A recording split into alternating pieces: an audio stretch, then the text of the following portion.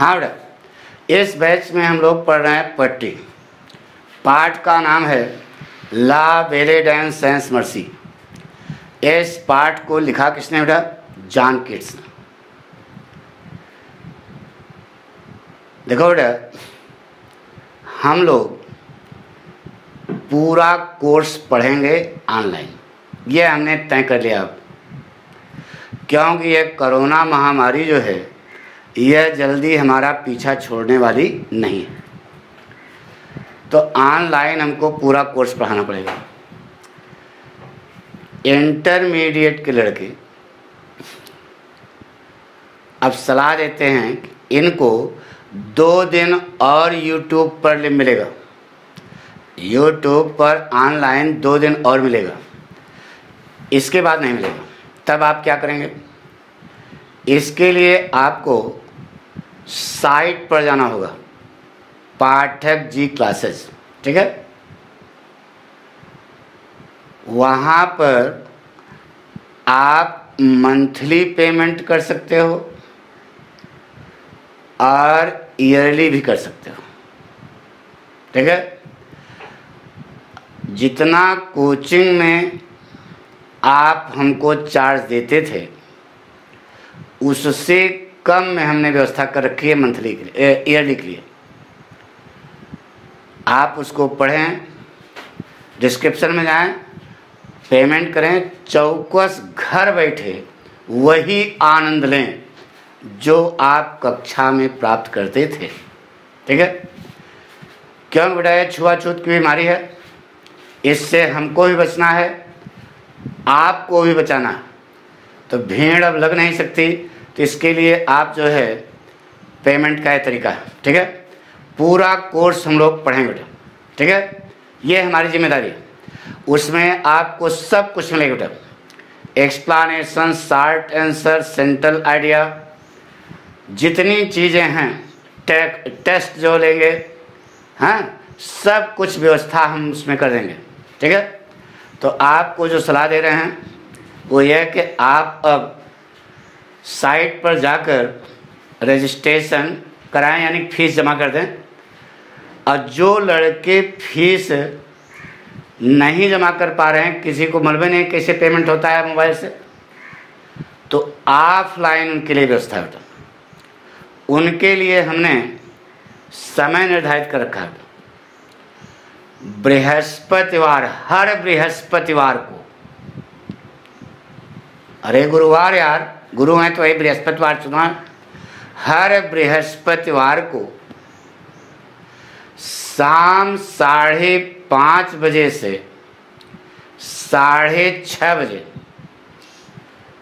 Coaching में आ जाना। Coaching खुलेगी नहीं, साफ साफ बता दें।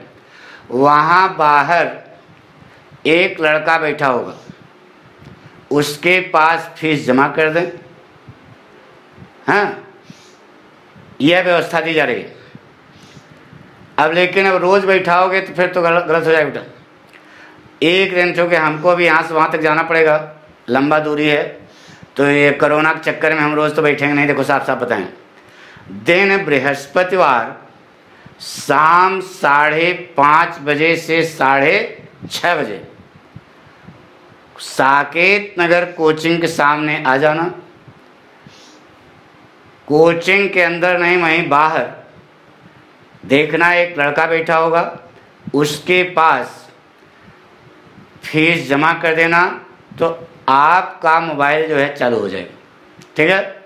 लेकिन जब आना तो मास्क वगैरह लगा के आना, साफ साफ बता दे रहे हैं, क्योंकि यह 1-2 महीना अब हम सबको बहुत बचा कर रखना है अपने आप को, आपको भी, आपके मम्मी पापा को भी। जितने परिवार के सदस्य हैं, अगर बाहर निकलते हैं तो मास्क लगाएं और सोशल डिस्टेंसिंग का पालन अवश्य करें। हमारी बात समझ रहे हो? तो इसके लिए हमने व्यवस्था कर रखी है, समझ गया ना। 1 महीने तक यह चलेगा। इसके बाद आपको ऑनलाइन ही पेमेंट करना पड़ेगा, क्योंकि यह संकट जब तक वैक्सीन नहीं बन जाएगी तब तक इससे छुटकारा मिलने वाला नहीं। अब कब तक बनेगी पता ही नहीं है। हमारी बात सुनो। तो बहुत सुरक्षित शिक्षा भी चलनी चाहिए और जीवन भी चलना चाहिए। A word is enough to wise, बुद्धिमान के लिए सारा काफ़ी समझ गए होगे। तो इतना पॉइंट समझ आ रहा है। तो चलें शुरू करें। गुड। हम लोग पढ़ रहे हैं बेटा पाठ का नाम है ला वैलिड एंड सेंस मर्सी। यह शुरुआत किया था ना। तो इसमें हमने आपको पढ़ाया जॉन केट्स ना बेटा। क्या पढ़ा कल आपने? इसको एक बार फिर सुनते बेटा, ध्यान सुनो। पाठ का नाम है ला वैलिड एंड सेंस मर्सी। इस पाठ को लिखा है जॉन केट्स ने, जिसे अंग्रेजी साहित्य जगत में the poet of beauty and love कहा जाता है। यह कविता एक बलाड है, भट्ट गीत है। यह कारण है कि इसमें कोई राइम स्कीम नहीं है, कोई राइम स्कीम नहीं। यह कविता एक छोटी सी प्रेम कहानी है। शुरू के 3 स्टैंजा कवि के द्वारा पूछे गए प्रश्न हैं और बचे हुए स्टैंजा एक योद्धा के द्वारा दिए गए जवाब। बात पूरी समझ आ रही ना। यह कवि का खुद का एक्सपीरियंस है, सेल्फ एक्सपीरियंस है। आप बीती घटना है। बताया होगा कि फैनी ब्राउनी ने कवि को कंटाप मार दिया, नहीं बता चुके सब। यानी कि प्रेम में क्या दिया है? धोखा दिया है। कविता की विषय वस्तु है, पढ़ने का उद्देश्य क्या है कि हे पाठकों, हम लोगों को झूठे प्रेम जाल के शिकंजे से अपने आप को बचाना चाहिए, क्योंकि हर स्टेप पर क्या है बच्चा, बहुत फूंक फूंक करके कदम रखना चाहिए। लड़के के लिए भी बता रहे हैं और लड़की के लिए भी, यानी कि शिष्य और शिष्या दोनों के लिए बता रहे हैं। बच के चलना नहीं, जीवन बहुत कष्टकर हो जाता है बेटा। बस समझ रहे हैं? तो कविता क्या है बेटा? जाड़े का महीना है, सुबह का समय है। कवि जॉन कीट्स अपने मॉर्निंग वॉक पर है। संयोग से टहलते टहलते वह एक घने जंगल में पहुंच जाता है। उस जंगल में उसकी मुलाकात शस्त्रों से सुसज्जित एक योद्धा से होती है। योद्धा जो है वह कोई नहीं, कवि है, यानी कि अपनी बात को योद्धा के माध्यम से कहेगा। बताया ना कि आप बीती घटना है, तो कवि है ही है, और योद्धा भी जो है कौन है? कवि है। तो योद्धा के माध्यम से अपनी बात को कहता है। उस योद्धा के चेहरे पर न तो कोई चार्म है न कोई आकर्षण। उसके चेहरे ने अपनी रंगत क्या कर दी है? खो दी है। तो उस रोचक विहीन चेहरे वाले योद्धा को देख करके कवि उससे प्रश्न करता है कि हे योद्धा महोदय, तुम तो शस्त्रों से सुसज्जित योद्धा हो, भला तुम्हें कौन सा कष्ट हो सकता है? तुम अकेले जाड़े के महीने में सुबह के समय अपना पीला चेहरा लिए हुए इस जंगल में इधर उधर भटक रहे हो। बताओ अच्छा, तुम्हारे दुख का कारण क्या है? अब चूंकि प्रेमिका ने प्रेमी को कंटाप मार दिया है, इसलिए वह उत्तर नहीं देता है।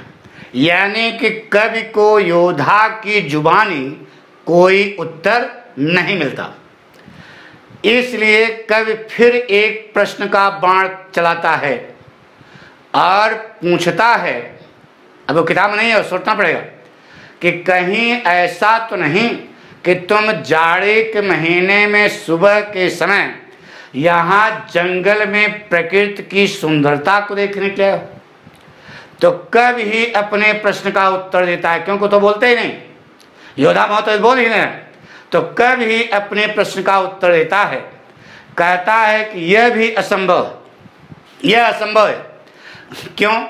जाड़े का महीना होने के कारण झील के किनारे पर की झाड़ी क्या हो चुकी है, सूख चुकी है, पाला पड़ गया है, इसलिए उसमें कोई चार्म और आकर्षण नहीं है।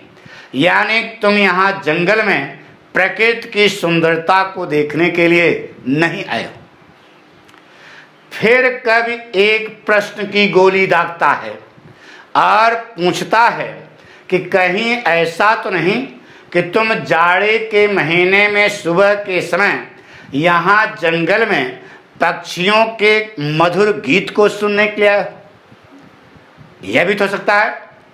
तो कब ही अपने प्रश्न का उत्तर देता है, कहता है कि यह भी असंभव है, क्योंकि जाड़े का महीना होने के कारण सुबह के समय सारे पक्षी अपने घोंसले में हैं, वातावरण में कोई पक्षी गीत नहीं गा रहा है, कोई पक्षी गीत नहीं गा रहा है। इसका मतलब तुम यहाँ जंगल में पक्षियों के गीत को भी सुनने के लिए नहीं आए हो। तो तुम यहाँ न तो पक्षियों, न तो प्रकृति की सुंदरता को देखने के लिए आए हो, न ही पक्षियों के मधुर गीत को सुनने के लिए आए हो। तो कुकुर काटे हैं, काहे के जाड़े के महीने में इधर उधर कबड्डी खेल रहे हो, तुम्हारे दुख का कारण क्या? बताया था बेटा कल। तो शुरू करें, एक बार फिर सुनते हैं, फिर आगे पढ़ते हैं बेटा। ध्यान सुनो बेटा। The poem love, elegance and mercy has been composed by John Keats, who is famous as a poet of love and beauty in the world of English literature. This poem is a ballad. The rhyme scheme of the poem is irregular. This poem is a short love story. The opening 3 stanzas of this poem are the questions asked by the poet, and the rest stanzas are the answers given by the knight. This poem is the self-experience of the poet John Keats. The theme of the poem is that we should try our best to protect ourselves from the circle of the false love. हमें झूठे प्रेम जाल के शिकंजे से अपने आप को बचाना चाहिए। This is the theme of the poem. कविता है, the poem is that it is the month of winter, it is the month of winter. The poet John Keats is on his morning walk. By chance he arrives in A dense forest. In the forest he meets a knight at arms. There is neither charm nor attraction at all on the face of the knight.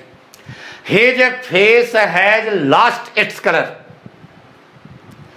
तो seeing the knight देख करके present participle, grammar बोलते बेटा प्रस्तुत, जो पढ़ा चुके हैं बोल रहे हैं, देखो seeing the knight with charmless face, seeing the knight with a charmless face, wandering here and there aimlessly in the dense forest at the time of morning in the month of winter. अभी करता नहीं बोला, ध्यान सुनो, पूरी grammar है.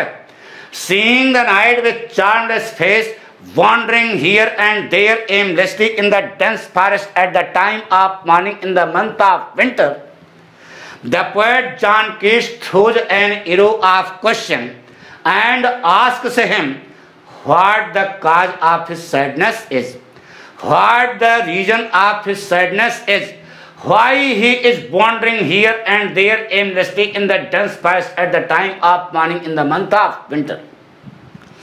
But the matter of sadness is that the poet gets no reply from the tongue of the knight. But the matter of sadness is that the poet gets no reply from the tongue of the night. So the poet again throws an arrow of question and asks him whether he has come to the dense forest to see the beautiful surroundings of nature at the time of morning in the month of winter. The poet himself replies his question. The poet himself replies his question and says that it is impossible. It is impossible because it being the month of winter, all the bushes lying on the shore of the lake are dried up. There is neither charm nor attraction at all in the bushes lying on the shore of the lake. It means he has come to the dense forest not to see the beautiful surroundings of nature at the time of morning in the month of winter. The poet again throws a bullet of question and asks him whether he has come to the dense forest to hear the sweet and melodious songs of the birds at the time of morning in the month of winter. The poet himself replies his question. In his reply, he says that it is also impossible because it being the month of winter, all the birds are in their nest and no bird is singing in the atmosphere. It means he has come to the dense forest neither to see the beautiful surroundings of nature nor to hear the sweet and melodious songs of the birds at the time of morning in the month of winter. So the poet desires to know, the poet wants to know what the cause of his sadness is, what the reason of his sadness is, why he is wandering here and there aimlessly in the dense forest at the time of morning in the month of winter. इतना हम पढ़ चुके थे बेटा, अब आगे देखते हैं। शुरू करें? पक्का तैयार हो? किताब है ना पास में? किताब देखो बेटा। कहा बेटा, oh what can ail thee knight at times. Clear कर चुके हैं? पढ़ रहे हैं, ध्यान सुनो। ओ नाइट एट आर्म्स, अरे ओ को यहां लगा लो, देखो ओ के बाद वहां कामा लगा, उसको यहां लगा लो। ओ नाइट एट आर्म्स, हे शस्त्रों से सुसज्जित योद्धा, what can ail thee. Ill को वर्ब बनाओ, क्या बन जाएगा? Ail, ail, ailed, ailed. Ill, illed, illed नहीं होता क्योंकि इल एडजेक्टिव या एडवर्ब है। उसको जब वर्ब बनाया जाता है तो बनता है क्या बेटा? एल। उसकी अंग्रेजी, उसकी तीनों फॉर्म चलती है, एल, एल्ड, एल्ड। तो एल का बेटा, हे शस्त्रों से सुसज्जित योद्धा। आर्म्स माने क्या बताया था? शस्त्र। स्मॉल आर्म्स फैक्ट्री सुना होगा। तो इस आर्म्स माने होता है शस्त्र और नाइट माने क्या होता है? योद्धा। तो क्या एट लगाया ना उसमें, शस्त्र उसके ऊपर है, यानी कि हे शस्त्रों से सुसज्जित योद्धा, व्हाट कैन एल दी। दी माने क्या बताया था? तुमको। दाऊदी दाई दाइन पढ़ा था ना। हे शस्त्रों से सुसज्जित योद्धा, भला तुमको कौन सा कष्ट हो सकता है? तुम अपना पीला चेहरा लिए हुए जाड़े के महीने में सुबह के समय यहां जंगल में इधर उधर कबड्डी खेल रहे हो। बताइए तुम्हारे दुख का कारण क्या है? सो हैजार्ड, हैजार्ड माने थका हुआ। तुम बहुत ज्यादा थके हुए दिखाई देते हो। कब की बात है बताइए? प्रेमी और प्रेमिका जॉन कीट्स और फैनी ब्राउनी दोनों में प्रेम प्रसंग चला। कल बताया था साइकिल के पीछे पे मौजन हरी, सब बता चुके हैं। प्रेम प्रसंग चला। जब वह प्रेम अपनी पराकाष्ठा पर पहुंचा, पराकाष्ठा क्या होती है समझ रहा है? आरावन नाम का बहुआ नहीं हो, सब समझ रहे हो तुम यार, हमको लटना समझो, तुम्हारी तरह हम भी विद्यार्थी थे। तो जब वह प्रेम प्रसंग अपनी पराकाष्ठा पर पहुंचा तो प्रेमिका ने प्रेमी को कंटाप मार दिया, धोखा दे दिया। बात समझ रहे हो? पूरी बात समझ रही कि नहीं? तो उस समय थकाई बहुत लगती बेटा। तो कहा सो हैजार्ड, तुम बहुत ज्यादा थके हुए दिखाई दे रहे हो, तुम्हारे दुख का कारण क्या है? एंड सो ओविगान, अच्छा बताओ बेटा, वुमेन माने औरत, जानते हो ना? तो विद्या धन आलय बराबर क्या होता है बेटा? विद्यालय। तो देखो यहां लिखा ओ माने होता है दुख, स्पेलिंग देखो, कर्ज वाली नहीं है, WOE है। ओ माने होता है दुख। तो वुमेन कैसे बना? ओ धन मैन बराबर वुमेन, आदमी का जो दुख है उसी का नाम क्या है? औरत। अरे यार, विद्या धन आलय बराबर विद्यालय, विद्या माने विद्या, आलय माने घर, विद्या का जो घर है वही विद्यालय है। तो ओ धन मैन बराबर वुमेन, ओ माने दुख, अब मैन माने आदमी, आदमी का जो दुख है उसी का नाम क्या है? औरत। यह औरत जो है दुख का कारण होती है बेटा। रामायण आपने पढ़ा होगा, पूरे रामायण महाकाव्य का कारण कौन है? सीता जी। महाभारत सुना होगा, पूरी महाभारत का कारण कौन है? दुख का कारण। अरे सब मर गए तो दुख ही हुआ ना। दुख का कारण कौन है? द्रौपदी। तो हम जो बता रहे हैं बेटा बिल्कुल रामबाण संधि विच्छेद करके बता रहे हैं, समझना। विद्या धन आलय बराबर विद्यालय पढ़ाया गया, समझ आया? तो लन तो वही सिखा रहे हैं, ओ धन मैन बराबर वुमेन, ओ माने दुख, मैन माने आदमी, आदमी का जो दुख है, आदमी के दुख का जो कारण है उसी का नाम क्या है? औरत। बी गॉन, बी माने होना, गान माने गया हुआ। तुम्हारे चेहरे पर दुख गया हुआ है, यानी तुम्हारे चेहरे पर दुख की धारा दौड़ रही है, तुम साक्षात दुख की प्रतिमूर्ति बन चुके हो। बताइए तुम्हारे दुख का कारण क्या? अब चूंकि प्रेमिका ने प्रेमी को कंटाप मार दिया है, इसलिए ये उत्तर देने की स्थिति में नहीं। तो कवि को योद्धा की जुबानी कोई उत्तर नहीं मिलता, इसलिए कवि फिर एक प्रश्न का बाण छोड़ता है। और अब उसमें नहीं है, सोचना पड़ेगा, कहीं ऐसा तो नहीं कि तुम जाड़े के तुम भूखे हो और जाड़े के महीने में सुबह के समय यहां तीर तलवार लेकर जंगल में आए हो जंगली जानवरों का शिकार करने के लिए।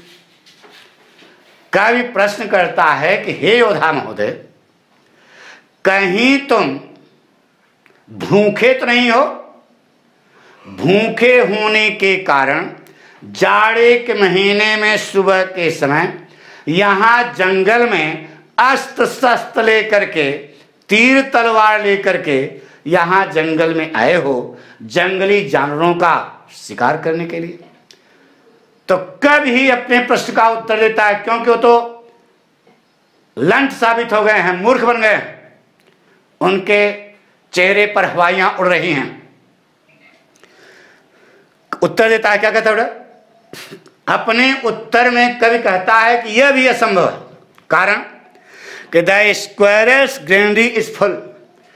स्क्वायरल माने गिलहरी, गिलहरी का ग्रेनरी माने गोदाम, इज फुल, गिलहरी का गोदाम भरा हुआ है। And the harvest is done.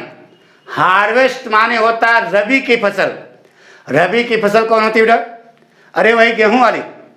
रबी की फसल अभी अभी पूरी हुई है। रबी की फसल अभी अभी पूरी हुई है। यहां तक कि पशु पक्षी गिलहरी का गोदाम भी अनाज से भरा पड़ा है। तो तुम मनई के बच्चा हो, तुम तो इंसान हो, पशु पक्षी जीव जंतु जितने हैं उन सब का गोदाम अनाज से भरा है, कोई भूखा नहीं है। तो यार तुम तो इंसान हो, तुम्हारे घर में अनाज होना चाहिए, यानी तुम भूखे नहीं हो। तुम यहाँ जंगल में जंगली जानवरों का शिकार करने के लिए नहीं आए। तो बताइए साफ साफ आपके दुख का कारण क्या है? काहे कि अपना पीला चेहरा लिए हुए जाड़े के महीने में सुबह के समय यहाँ जंगल में इधर उधर कबड्डी खेल रहे हो? कब यह जानना चाहता था? हिंदी समझ आ गई क्या है? अब जो हम अंग्रेजी बोलेंगे उसकी हिंदी एक बार फिर सुना दो। पहले 60 करोड़ से सुन लो, बाद में बोलेंगे। हे योद्धा महोदय, ऊपर से देखो, दूसरा संज्ञा देखो ध्यान से। हे योद्धा महोदय, तुम तो शस्त्रों से सुसज्जित योद्धा हो, बताइए तुम्हारे दुख का कारण क्या है? काहे का अपना पीला चेहरा लिए हुए इधर उधर जंगल में कबड्डी खेल रहे हो? बहुत थके हुए दिखाई दे रहे हो। हजार माने क्या होता है? थके हुए। और ओ वीगान, तुम्हारे चेहरे पर दुख गया हुआ है। अरे ओ माने दुख, बी माने होना, गान माने गया हुआ, यानी तुम्हारे चेहरे पर दुख गया हुआ है। तुम साक्षात दुख की प्रतिमूर्ति लग रहे हो। बताइए तुम्हारे दुख का कारण क्या है? तो कवि को कोई उत्तर नहीं मिलता, तो फिर वह प्रश्न करता है कि हे योद्धा महोदय, कहीं तुम भूखे तो नहीं हो? जाड़े के महीने में सुबह के समय यहां जंगली जानवरों का शिकार करने के लिए? यह भी तो सकता है। तो कभी कहता है कि यह भी असंभव है, क्योंकि रबी की फसल गेहूं वाली, अरे उस समय कोई भूखा नहीं रहता यार। रबी की फसल अभी अभी पूरी हुई है। पशु पक्षी जीव जंतु यहां तक गिलहरी गिलहरी, गैया भैंसिया पणिया पणवा, सबका पेट भरा है। तो तुम तो इंसान हो, तो तुम्हारे घर में अनाज होना चाहिए, यानी तुम भूखे नहीं हो। तुम यहाँ जंगल में जंगली जानवरों का शिकार करने के लिए नहीं है, ये कहना था। अब इस बात को पाठक कैसे कहेंगे उसकी हिंदी एक बार फिर सुनो। तो ध्यान सुनो बेटा, एक बार हिंदी फिर शुरू करें। रोचक विहीन चेहरे वाले, जो अंग्रेजी बोले उसकी हिंदी ध्यान सुनो। रोचक विहीन चेहरे वाले योद्धा को संबोधित देख करके, रोचक विहीन चेहरे वाले योद्धा को देख करके कवि एक प्रश्न की गोली मारता है और पूछता है कि हे योद्धा महोदय, तुम्हारे दुख का कारण क्या है? तुम अपना पीला चेहरा लिए हुए जाड़े के महीने में सुबह के समय यहाँ जंगल में इधर उधर कबड्डी खेल रहे हो, बताइए तुम्हारे दुख का कारण क्या है? योद्धा को संबोधित करते हुए कब कहता है कि हे योद्धा महोदय, तुम बहुत ज्यादा थके हुए दिखाई दे रहे हो। तुम्हारे चेहरे पर कोई चार्म और आकर्षण नहीं है। तुम्हारे चेहरे पर दुख की धारा दौड़ रही है। तुम्हारे चेहरे ने अपनी रंगत खो दी है, उसमें कोई चार्म और आकर्षण नहीं है। बताइए आपके दुख का कारण क्या है? आप जाड़े के महीने में सुबह के समय रोचक विहीन चेहरे के साथ इधर उधर जंगल में कबड्डी क्यों खेल रहे हैं? लेकिन कवि को योद्धा की जुबानी कोई उत्तर नहीं मिलता, इसलिए कवि फिर एक प्रश्न की गोली दागता है और पूछता है कि कहीं ऐसा तो नहीं कि तुम भूखे हो, शाम को भोजन नहीं मिला? तो भूखे होने के कारण सुबह के समय तुम तीर तलवार अपना अस्त्र शस्त्र लेकर यहाँ जंगल में आए हो जंगली जानवरों का शिकार करने के लिए। यह भी तो सकता है। तो कब ही अपने प्रश्न का उत्तर देता है, क्योंकि तो बोल ही नहीं पा रहे। कहता है कि हे योद्धा महोदय, यह भी असंभव है। क्यों? क्योंकि रबी की फसल अभी अभी पूरी हुई है।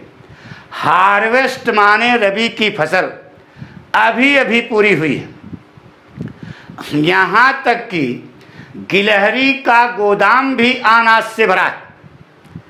पशु पक्षी जीव जंतु जितने संसार के जीव हैं उन सब का पेट भरा है, उन सब के गोदाम भरे हैं। तो यार तुम तो इंसान हो, तुम्हारे घर में अनाज अवश्य होना चाहिए, यानी तुम भूखे नहीं हो। तुम यहाँ जाड़े के महीने में सुबह के समय जंगली जानवरों का शिकार करने के लिए नहीं आए हो। तो बताइए दुख, आपके दुख का कारण क्या? कब जानना चाहता है कि हे योद्धा महोदय, अपना पीला चेहरा लिए हुए जाड़े के महीने में सुबह के समय यहाँ इधर उधर कबड्डी क्यों खेल रहे हो? हिंदी समझ आ गई? यही बोले मेरा। शुरू किया जाए?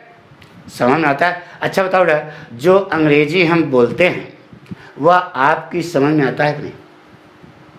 आता है ना? आने लगा? लैंग्वेज पकड़ में आने लगी?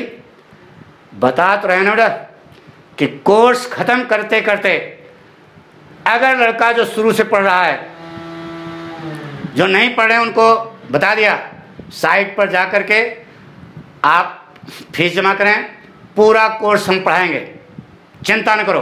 पीछे वाला जो छूट गया उसको भी पढ़िए।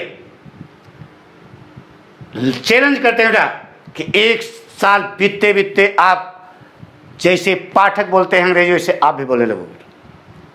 हमारे बहुत सारे शिष्य पढ़ा भी रहे हैं बेटा। अरे 60 ईयर्स यंग बॉय यार, बहुत दिन से पढ़ा रहे हैं, बहुत सारे लड़के पढ़ा रहे हैं बेटा। उनके अंदर भी यह कलिबर आ गई। पता नहीं कितने IAS बने, PCS बने, आज भी मिलने आते हैं बेटा। NDA में, एयरफोर्स में मिलने आते हैं। तुम भी गुरु बनोगे, तुम्हारे पास भी मिलने आएंगे। कहते हैं गुरुजी अभी भी लैंग्वेज याद है, कहो तुम सुना दें। तो हम कक्षा में जब चलती थी कक्षाएं, लड़कों को खड़ा करते थे, बोलो बेटा देखो, तो ये विद्यार्थी होते बेटा।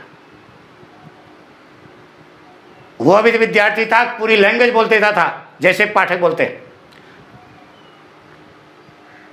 हमारी बात सुनो। तो इस प्रकार की क्षमता आपके अंदर आएगी बेटा। रटाना उठाना नहीं है, आपको योग्य बनाना है। यह पाठक का धर्म है। यह पाठक जब पढ़ा रहे हैं तो इसका मतलब पाठक अपना दायित्व समझते हैं बेटा। हमारी यह रिस्पॉन्सिबिलिटी है, हमारा यह उत्तरदायित्व है कि हम आपको योग्य बनाएं। ठीक है? हमारी बात सुनो बेटा, तो आप भी योग्य बनोगे। लेकिन हाँ, पूरा पढ़ने पर साफ साफ बता दी, तब फिर आपको एस्से लिखने के लिए रटना नहीं पड़ेगा। आप खुद यार एस्से लिख लोगे। ये पाठक की कला है। लेटर याद नहीं करना पड़ेगा, अपने आप लिख लो बेटा। वो तो केवल ट्रिक बतानी है कैसे लिखना होता है बेटा। आपको लैंग्वेज जब बनानी आ जाए तो बढ़िया बढ़िया भाषा लिख सकते हो कि नहीं? यह कला जिस दिन आपके अंदर आ जाएगी, समझ लो तब पाठक ने पढ़ाया बेटा। हमारी बात सुनो। तो आप अपने साथियों को, दोस्तों को इतना तो बता दें यार कि पठकवा पढ़ा रहा है, अगर योग्य बनना चाहते हो तो उसको पढ़ो। ठीक है? कुछ नहीं बेटा, साइट पे जाइए, फीस जमा करिए, पूरा कोर्स आपको मिल जाएगा। अरे भाई पूरा जहाँ तक पढ़ाया वहाँ तक मिलेगा, आगे पढ़ा रहे हैं यार। कौन हम पहले से पढ़ा थोड़े बैठे थे, आगे मिलता रहेगा। अगर स्वस्थ रहे तो पूरा अच्छे ढंग से आपको समझ में आएगा। भगवान से यही प्रार्थना है कि स्वस्थ रहें, देवी जी का आशीर्वाद है। चलते हैं, शुरू करते हैं बेटा। तो लैंग्वेज देखो बेटा, सी पूरी ग्रामर समझा करो कि पाठक है। Seeing a tiger drinking water, Radha Rani में पढ़ाया था ना।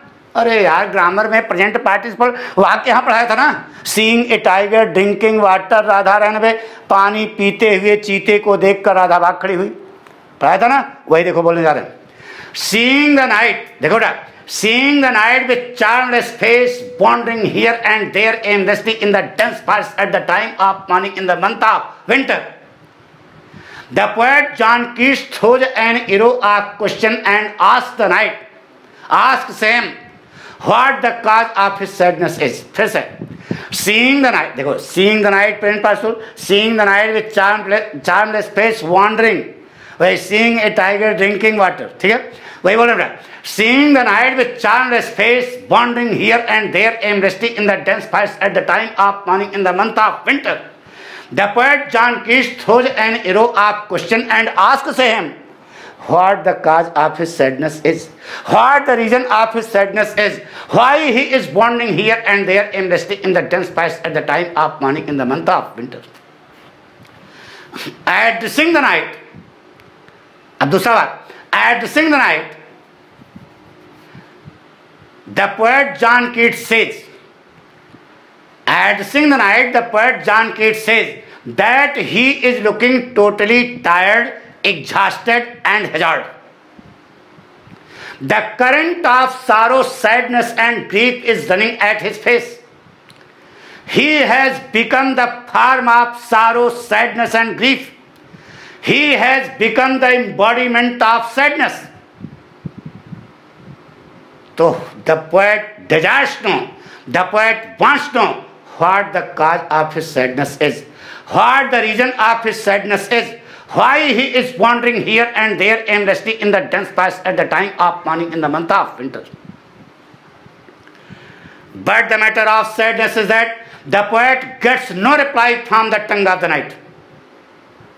So the poet again throws an arrow of question and asks him whether he is hungry, कि क्या वह भूखा है. On account of being hungry, he has come to the dense forest to hunt the wild animals at the time of morning in the month of winter. On account of being hungry, noun thousand के पहले preposition, on account of being hungry, भूखे होने के कारण, he has come to the dense forest to hunt the wild animals at the time of morning in the month of winter.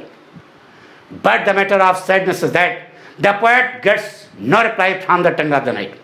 He himself gives the reply of the question asked by him. The poet himself replies his question asked by him. In his reply, the poet says that it is impossible because the harvest has completed very soon. Even the granary of a squirrel, even the godam of a squirrel is full of grains. Since he is a human, the grain should also be in his granary. It means he is not hungry. He has come to the dense forest not to hunt the wild animals at the time of morning in the month of winter. The poet desires to know, the poet wants to know what the cause of his sadness is, what the reason of his sadness is, why he is wandering here and there aimlessly in the dense forest at the time of morning in the month of winter. कुछ समझ आया पक्का? एक बार फिर सुन गए हिंदी सुन ध्यान सुना. रोचक विहीन चेहरे वाले योद्धा को देख करके कवि उससे प्रश्न करता है कि हे योद्धा महोदय, तुम्हारे दुख का कारण क्या है? तुम जाड़े के महीने में सुबह के समय अपना पीला चेहरा लिए हुए इधर उधर जंगल में कबड्डी खेल रहे हो, तुम्हारे दुख का कारण क्या है? योद्धा को संबोधित करते हुए कवि कहता है कि हे योद्धा महोदय, तुम तो पूर्णतया हजार्ड हो, तुम तो पूर्णतया एग्जॉस्टेड हो, तुम तो पूर्णतया टायर्ड हो. तुम्हारे चेहरे पर ओ गया हुआ है, ओ माने दुख. तुम्हारे चेहरे पर दुख गया हुआ है, तुम्हारे चेहरे पर दुख की धारा दौड़ रही है. तुम साक्षात दुख की प्रतिमूर्ति बने हो. बताइए तुम्हारे दुख का कारण क्या है? लेकिन कवि को योद्धा की जुबानी कोई उत्तर नहीं मिलता. इसलिए कवि एक फिर प्रश्न क्या बाण चलाता है और पूछता है कि कहीं ऐसा तो नहीं कि तुम भूखे हो? अब भूखे होने के कारण सुबह के समय जाड़े के महीने में यहां जंगल में जंगली जानवरों का शिकार करने के लिए आया हूं। तो कब ही अपने प्रश्न का उत्तर देता है, कहता है कि यह भी असंभव है। क्यों? क्योंकि रबी की फसल बार बार सुनो, गेहूं वाली रबी की फसल अभी अभी पूरी हुई है। यहां तक कि पशु पक्षी जीव जंतु इलहरी गिलहरी गैया भैंसिया पणिया पणवा सबका गोदाम अनाज से भरा है। अरे गिलहरी गोदाम अनाज से भरा है तो इसका मतलब सबका गोदाम अनाज से भरा हुआ है। और तुम इंसान हो तो तुम्हारा गोदाम भी अनाज से भरा होगा। यानी तुम भूखे नहीं हो, तुम यहां जाड़े के महीने में जंगली जानवरों का शिकार करने के लिए नहीं आए हो। तो साफ साफ बताओ ना कि तुम्हारे दुख का कारण क्या है। तुम काहे अपना उदास चेहरा लिए हुए यहां जंगल में इधर उधर कबड्डी खेल रहे हो? यही बोले मेरे। शुरू करें? पक्का आ गया? हिंदी आ गई? अरे यार, जब हिंदी नहीं आएगी तो अंग्रेजी कैसे आएगी? जो किताब में लिखा है हमने आपको बताया पढ़ने का तरीका, बोझ समझ के ना पढ़ना। कभी वहां कहना क्या चाहता है उसमें घुस जाओ तो सारी बात जो है क्लियर हो जाएगी। और जब क्लियर हो जाएगी तो आप बोल लोगे, क्योंकि पाठक पढ़ रहे हो। ध्यान सुनो। लैंग्वेज बोला, seeing the night with charmless face, seeing the night with charmless face, wandering here and there aimlessly in the dense forest at the time of morning in the month of winter. The poet John Keats throws an arrow of question and asks him what the cause of his sadness is, what the reason of his sadness is, why he is wandering here and there aimlessly in the dense forest at the time of morning in the month of winter. Addressing the night, the poet says that he is looking totally tired, exhausted and hazard. He is looking totally tired, exhausted and hazard. The current of sorrow, sadness and grief is running at his face. He has become the form of sorrow, sadness and grief. He has become the embodiment of sadness. So what the cause of his sadness is, what the reason of his sadness is, why he is wandering here and there aimlessly in the dense forest at the time of morning in the month of winter. But the matter of sadness is that the poet gets no reply from the tongue of the night. So the poet again throws a bullet of question and asks him whether he is hungry. On account of being hungry, he has come to the dense forest to hunt the wild animals at the time of morning in the month of winter. The poet himself replies his question that it is also impossible because the harvest has completed very soon. The harvest has completed very soon. Even the granary of a squirrel is full of grains. Even the godam of a squirrel is full of grains. Since he is a human, so grain should also be in his granary. It means he is not hungry. He has come to the dense forest not to hunt the wild animals at the time of morning in the month of winter. The poet desires to know, the poet wants to know what the cause of his sadness is, what the reason of his sadness is, why he is wandering here and there aimlessly in the dense forest at the time of morning in the month of winter. कुछ समझ रहा? पक्का? तो इसी प्रकार से आप भी, ये लव स्टोरी है तो इससे आप जो है सीखो कि हम भाषा कैसे बनाएंगे। यह कविता आपको सिखाएगी, ट्रेनिंग देगी कि, क्योंकि लव स्टोरी समझना बहुत मौजियल है बेटा। लव स्टोरी जब, अरे जिस उम्र में दौड़ रहे हो यार, लव स्टोरी के लिए उपयुक्त है कि नहीं, है ना? तो यह अब आपको भाषा बनाने में भी प्रॉब्लम नहीं होगी। एक बार फिर सुनते बेटा, लेंगे तो बेटा, seeing the night, लेंगे तो बेटा, seeing the night with charmless face, wandering here and there aimlessly in the dense forest at the time of morning in the month of winter, the poet John Keats throws an arrow of question and asks him what the cause of his sadness is, what the reason of his sadness is, why he is wandering here and there aimlessly in the dense forest at the time of morning in the month of winter. Addressing the night, the poet John Keats says that he is looking totally tired, exhausted and hazard. The current of sorrow, sadness and grief is running at his face. He has become the form of sorrow, sadness and grief. He has become the embodiment of sadness. So the poet desires to know, the poet wants to know what the cause of his sadness is, what the reason of his sadness is, why he is wandering here and there aimlessly in the dense forest at the time of morning in the month of winter. But the matter of sadness is that the poet gets no reply from the tongue of the night. अरे कंटाप पड़ गया. So the poet again throws a bullet of question and asks him whether he is hungry. क्या तुम भूखे हो? On account of being hungry, he has come to the dense forest to hunt the wild animals at the time of morning in the month of winter. The poet himself replies his question that it is also impossible because the harvest has completed very soon. Even the godam of a squirrel is full of grains. Even the granary of a squirrel is full of grains. Since he is a human, the grain should also be in his granary. It means he is not hungry. He has come to the dense forest not to hunt the wild animals at the time of morning in the month of winter. The poet desires to know, the poet wants to know what the cause of his sadness is, what the reason of his sadness is, why he is wandering here and there aimlessly in the dense forest at the time of morning in the month of winter. आ गया होगा बेटा समझ आया. दूसरा संदर्भ clear हो गया.